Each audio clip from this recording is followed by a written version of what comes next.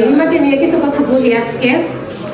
2018-তে এই মেয়েটার সাথে আমার পরিচয় মোটেও ভালো লাগে নাই, ওরও আমাকে ভালো লাগে নাই, কিন্তু প্রয়োজনের খাতিরে আমরা ক্লোজ হলাম। আস্তে আস্তে ভালোই ক্লোজ হলাম। ওর কোনো বোন নাই। রিমা সবসময় আমাকে সবকিছুতে প্রায়োরিটি দিছে, ওর বিয়েতে অনেক প্রায়োরিটি দিছে।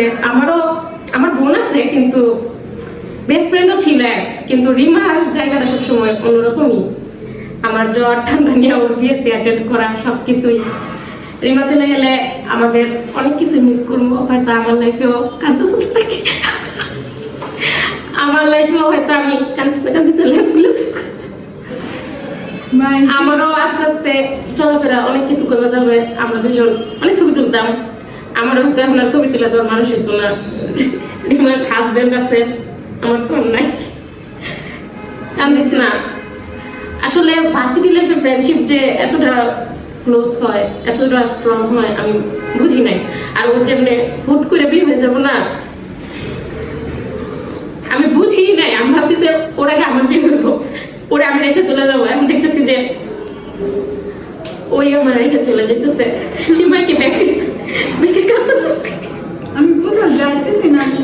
হ্যাঁ, অবশ্যই আলহামদুলিল্লাহ, কান্নার কিছু নাই। রিমা ঘুরে ফিরে অনেক কাছে বিয়ে হইতেছে। আশা করি ওর হাজবেন্ড অনেক ফ্রেন্ডলি, দিবে আমাদেরকে একসাথে দেখা করতে, একসাথে আড্ডা দিতে, ব্যাপার না। আর রিমার ক্ষতিপূরণ ইয়া করতে করতে আমারও বিয়ে হয়ে যাবো, পরে আমিও পিলে যাবো, সমস্যা নেই।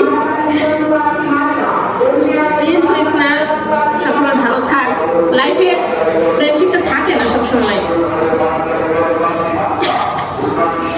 হ্যাঁ, একটু না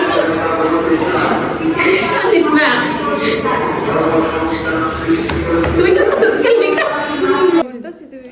ঈশা হচ্ছে আমার একজন দায়িত্বশীল বান্ধব। ও যার জীবনে যাবে তার জীবন পরিপূর্ণ হয়ে যাবে। আর জন্য হচ্ছে সুপাত্র চাই। আপনারা হচ্ছে দেখেন, নিচের নাম্বারে কল করুন।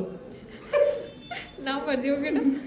1011 9199 করে দিচ্ছি।